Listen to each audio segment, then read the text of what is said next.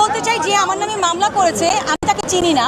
দেখেন আপনারা কিন্তু নিজেরাই জানেন যে এখানে অনেক মিথ্যা কথা মানে বলা হয়েছে, যেটা আমি হয়তো কিছু বলতে পারিনি, হয়তো বলবো। কিন্তু একটা কথা বলি, ক্ষমতার যে অপব্যবহার হয় সেটা আজকে প্রমাণিত এবং এগুলি মিথ্যা কথা প্রদান করা হয়েছে। ডেফিনেটলি টুডে টুমরো এগুলা আসবে, বাট আমি আমার জায়গা যেটা আমার ব্যাপারে আমার 15 বছর ক্যারিয়ারে বলা হয়েছে যে আমি 15 বছর আমি 27 টাকা গাড়ি আত্মসাৎ করেছি, প্রতারণা করেছি। I didn't do, মানে আমি এরকম হয়েছে আমাদের আমাদের প্রমাণিত যে বলেছে যে টিভি থেকে প্রমাণিত হয়েছে, সত্যতা প্রমাণ পেয়েছে।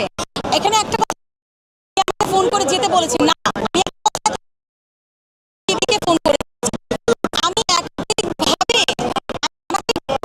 আমি জিজ্ঞেস করে যে আমি কখন আসবো, আমি বসতে পারি এবং আমি বলে লিগ্যাল নোটিসের পরে কোনো আমার কাছে প্রমাণ আছে, আমি তাকে ফোন করেছি এবং আমি বলতে চাই যে আমার নামে মামলা করেছে আমি তাকে চিনি না। আমি চিনি হচ্ছে বিলকিস ওয়াজির ঝিনুক, তিনি একজন সম্মানিত আইনজীবী। তো সে যখন আমাকে বলেছে সে একজন আইনজীবী, সে আমার একজন বড় ফ্যান, তার কাছে আমি কোনো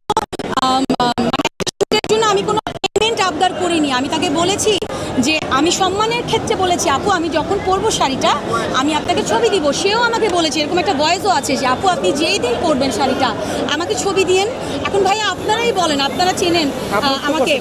হ্যাঁ, তো আমি কিন্তু স্টোরিও দিয়েছি, আমি ওই শাড়িটার ছবি দিয়ে স্টোরিও দিয়েছি, কিন্তু আমার নেক্সট 5 মাসে শাড়িটা পরা হয়নি। বিকজ আপনারা সবাই জানেন আমি ফিল্মের শুটিং নিয়ে আমি অলমোস্ট 3 মাস আমি প্রিপারেশন নিয়ে ব্যস্ত ছিলাম। সো ওই ক্ষেত্রে